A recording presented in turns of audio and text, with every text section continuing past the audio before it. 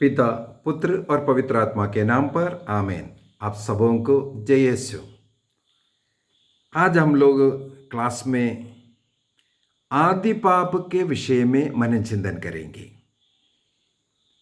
पिछले महीने में माता मरियम के विषय में जब मैं क्लास ले रहा था, माता मरियम के निष्कलंक गर्भागमन के विषय में क्लास लिया था। उस समय पर किसी ने ये सवाल किया, ये निष्कलंक गर्भागमन का अर्थ क्या है और ये आदि पाप क्या है। जन्म पाप या आदि पाप जिसे कहते हैं वो क्या है, वो कहाँ से आता है। और मुझे ये मालूम है अनेकों लोग इस विषय में गलत भी सिखाते हैं। हमारे कैथोलिक कलीसिया का धर्म शिक्षा ग्रंथ का 396 से लेकर के 409 तक इस जन्म पाप के विषय में, आदि पाप के विषय में ही लिखा हुआ है। बहुत तो सुंदर तरीके से हमें जन्म पाप क्या है ये सिखाते हैं। इसलिए आज के क्लास में हम लोग ये जन्म पाप क्या है इस विषय पर मनन चिंतन करेंगे। हमें मालूम है ईश्वर ने आदम और हेवा की सृष्टि किया। ईश्वर ने अपने अनुरूप, अपने सदृश मनुष्य की सृष्टि की थी। ईश्वर ने अपने सदृश सृष्टि की, इसका क्या अर्थ है? सबसे पहला अर्थ है ईश्वर पवित्र है। क्योंकि पवित्र बाइबल में, विशेषकर पुराने विधान के अंदर, ईश्वर ने अपने को इस प्रकार लोगों को बोल करके दिया, मैं पवित्र हूँ और तुम भी पवित्र बने रहो। तुम्हारा ईश्वर जो तुम्हें बुलाया है वो पवित्र है। इस प्रकार ईश्वर का वो पवित्रता के विषय में अनेकों जगहों पर लिखा है। ईश्वर ने अपने को यही बोल करके प्रकट किया, मैं तुम्हारे ईश्वर पवित्र हूं। तो ईश्वर ने मनुष्य को इस पवित्रता में सृष्टि की। इसके लिए उपयोग करने वाला एक शब्द है जन्म विशुद्धि। वे लोग उस पवित्रता में, ईश्वर की पवित्रता में, उस विशुद्धि में जन्म लिया था। कोई कलंक, कोई पाप उनके मन में, उनके जीवन में नहीं था। उत्पत्ति ग्रंथ उसके अध्याय 2 वाक्य 25 के अंदर हम लोग पढ़ते हैं, वह मनुष्य और उसकी पत्नी दोनों नंगे थे, फिर भी उन्हें एक दूसरे के सामने लज्जा का अनुभव नहीं होता था। यह है उनके जन्म विशुद्धि का जो कृपा ईश्वर ने दिया। उस जन्म विशुद्धि का जो महिमा का वस्त्र उन्हें धारण करवाया, इस विशुद्धि के कारण वे नंगे रहते थे, लेकिन एक दूसरे के सामने उन्हें लज्जा का अनुभव नहीं होता था। इसी को कहते हैं जन्म विशुद्धि। जन्म विशुद्धि में उनकी सृष्टि किया था। ईश्वर की उस पवित्रता में मनुष्य की सृष्टि की थी। तो आप एक शब्द को याद रखना है, जन्म विशुद्धि। जो पवित्रता ईश्वर का, वो उस आदि मनुष्य को, आदम और हेवा को मिला था। तो उन्हें अदन वाटिका में रखते हुए ईश्वर ने उन्हें एक आदेश दिया। उत्पत्ति ग्रंथ उसके अध्याय 2 वाक्य 16 एवं 17 में, जेनेसिस चैप्टर 2 वर्स 16 एंड 17 में लिखा है, प्रभु ने मनुष्य को यह आदेश दिया, तुम वाटिका के सभी वृक्षों के फल खा सकते हो, किंतु भले बुरे के ज्ञान के वृक्ष का फल नहीं खाना, क्योंकि जिस दिन तुम उसका फल खाओगे तुम अवश्य मर जाओगे। ईश्वर ने यह आदेश दिया। हम लोग प्रज्ञा ग्रंथ अध्याय 2 वाक्य 13 के अंदर पढ़ते हैं, ईश्वर ने मृत्यु की सृष्टि नहीं किया। मृत्यु ईश्वर द्वारा नहीं बनाया गया। प्रज्ञा ग्रंथ अध्याय 2 वाक्य 13 अध्याय 1:13 sorry, Pragya Granth book of wisdom chapter 1 verse 13, वहां पर लिखा है ईश्वर ने मृत्यु नहीं बनाई, वह प्राणियों की मृत्यु से प्रसन्न नहीं होता है। मनुष्य की मृत्यु ईश्वर द्वारा बनाई गई नहीं है। ईश्वर ने ईश्वर के सदृश उन्हें बनाया, उस जन्म विशुद्धि के साथ, पवित्रता के साथ उन्हें बनाया था, और ईश्वर ने उन्हें स्वतंत्रता भी दिया। एक आदेश देकर उन्हें अदन वाटिका में छोड़ा और स्वतंत्रता दिया, जीने का स्वतंत्रता दिया। लेकिन मनुष्य ने अपनी उस स्वतंत्रता का दुरुपयोग किया। हम उत्पत्ति ग्रंथ अध्याय 3 वाक्य 3 के अंदर पढ़ते हैं, जो शैतान सांप के रूप धारण कर हेवा के पास आया। ईश्वर ने सचमुच में तुमको मना किया है कि वाटिका के किसी वृक्ष का फल खाने के लिए। उस समय पर उस स्त्री हेवा ने उसको उत्तर दिया, वाटिका के सभी वृक्ष का फल हम खा सकते हैं, सिवाय जो बीचों बीच, जो वाटिका के जो बीचों बीच जो वाला जो वृक्ष है, जो भले बुरे का वृक्ष, उसका फल हम नहीं खा सकते हैं। यदि हम उसको खाएगा हम मर जाएंगे। और उसका स्पर्श तक करने के लिए प्रभु ने मना किया, अर्थात उस वृक्ष से तुम दूर रहना, उस वृक्ष को तुम स्पर्श तक नहीं करना।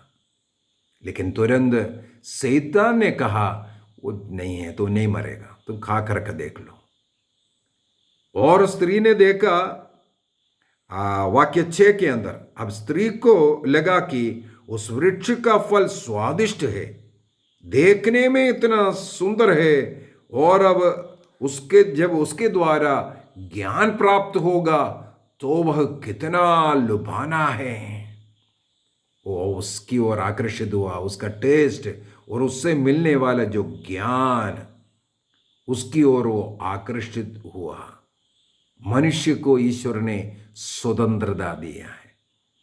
तुम्हारे सामने जीवन और मृत्यु, भलाई और बुराई, आशीर्वाद और अभिशाप दोनों रखे हैं। मनुष्य जो चुनता है वो उसे मिलता है। जरूर ईश्वर बोलते हैं, बायां या दाहिना भटकेगा तो हमारे अंतरात्मा में आवाज आता है, तुम जो रास्ता चुना है वो गलत है। तो इसी प्रकार प्रभु उन्हें चुनने का आजादी भी दिया, और उन्हें उस स्वतंत्रता में छोड़ करके उन्हें मना भी किया, फलाना वृक्ष का ज्ञान देने वाला, जो बुरे भले का ज्ञान देने वाला उस वृक्ष का फल नहीं खाओगे। हेवा ने स्वयं खाया और आदम को भी खिलाया। इस प्रकार सबसे पहला वाला जो परिणाम है वो नंगापन का अनुभव किया, लज्जा उनमें आया। इसलिए वो फटाफट अंजीर का पत्ता तोड़ करके अपने लिए लंगोटी बनाया करके लिखा।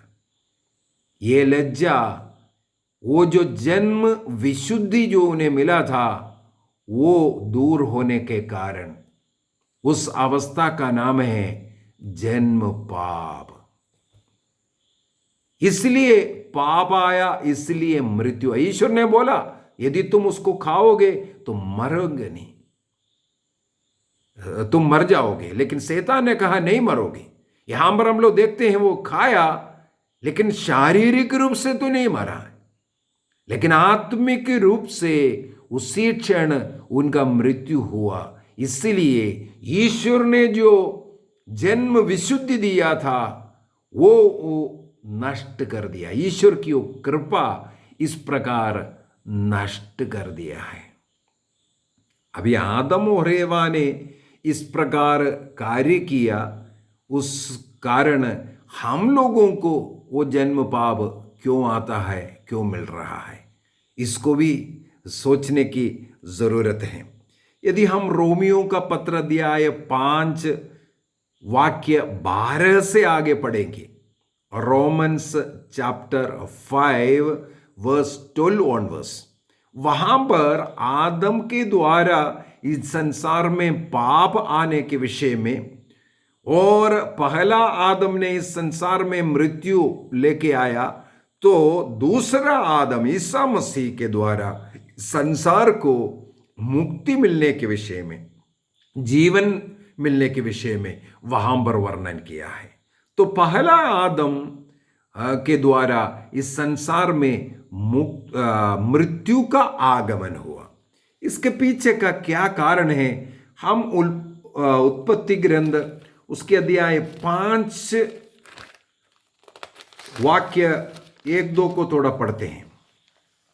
आदम की वंशावली इस प्रकार है, जब ईश्वर ने मनुष्य की सृष्टि की तो उसने उसे ईश्वर सदृश्य बनाया था। मैंने बोला जन्म विशुद्धि में उन्हें बनाया था। वाक्य 2 में उसने उसकी सृष्टि नर नारी के रूप में की और उन्हें आशीर्वाद दिया और उसका नाम आदमी रखा। जब आदम 130 वर्ष का हुआ तब उसको अपने अनुरूप, अपने सदृश्य एक पुत्र हुआ, जिसका नाम उसने सेत रखा।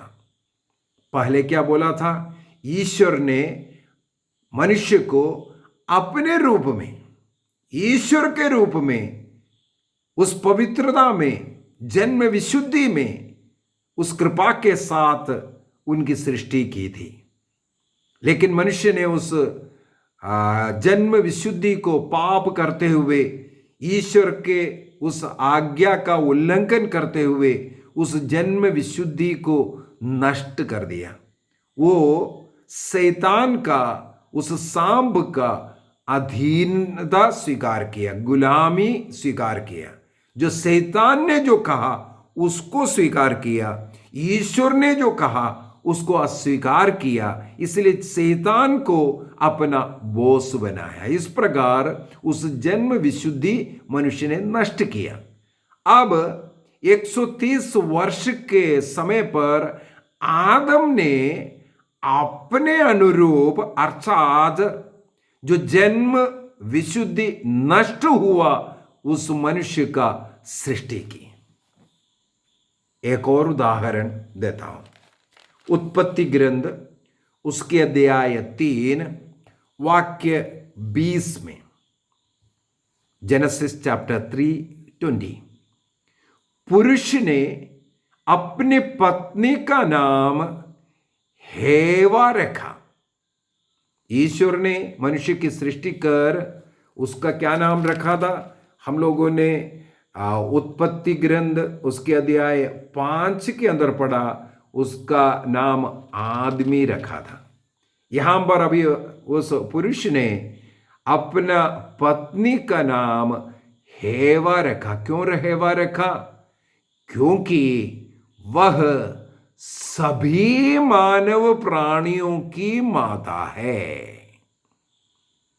मेरा और आपका, सभी मानव जातियों का, मानव प्राणियों का वो माता होने के कारण उसका नाम हेवा नाम रखा। हेवा का संतति होने के कारण उस जन्म विशुद्धि नष्ट हुआ संतान के रूप में हम जन्म लेते हैं। हेवा के संतान, जन्म विशुद्धि नष्ट हुआ संतान, इसे हम लोग कहते हैं हम लोगों का जन्म पाप। इसका मतलब जन्म पाप किसी मनुष्य ने किया हुआ अपना कर्म पाप नहीं है। इस बात को सन 1546 में ट्रेंड महासभा में इसका घोषणा किया है, और उससे पहले जो ऑरेंज सेकंड जो महासभा हुआ, काउंसिल हुआ, उसमें भी इस बात को एक्सप्लेन करके दिया। ये जन्म पाप या आदि पाप किसी व्यक्ति का कर्म पाप या माता पिता का पाप नहीं है। ये कई लोग ये सिखाते हैं माता पिता का पाप ये बच्चों में आ रहा है। वे लोग शारीरिक संबंध के द्वारा जो सृष्टि कर्म कर रहा है वो मनुष्य में पाप ला रहा है। ये सब गलत सिखा रहा है। जन्म पाप का मतलब क्या हो गया, क्या है? कैथोलिक कलीसिया का धर्म शिक्षा ग्रंथ संख्या 405 के अंदर लिखा हुआ ऐसा है, जन्म विशुद्धि की कृपा के अभाव में जो लोग जन्म लेते हैं उसको हम लोग आदि पाप या जन्म पाप कहते हैं। अर्थात जन्म विशुद्धि नहीं है, इस कारण वो आदि पाप या जन्म पाप रहता है। वो किसी व्यक्ति का किया हुआ कर्म पाप नहीं है या नहीं, ना ही माता पिता का। लेकिन जन्म विशुद्धि के अभाव में जो मनुष्य का प्राकृतिक जो जन्म होते हैं उसके द्वारा, जो प्राकृतिक जन्म ले रहे हैं उसके द्वारा जो हेवा और आदम से जो हस्तांतरित होकर के आने वाला पाप को ही हम आदि पाप या जन्म पाप कहते हैं। मेरे विचार में आप इस बात को समझ लिया है। एक शब्द इसलिए मैंने बोला है, उसको मन में रखना है। ईश्वर ने आदम और हेवा का सृष्टि जन्म विशुद्धि के साथ किया।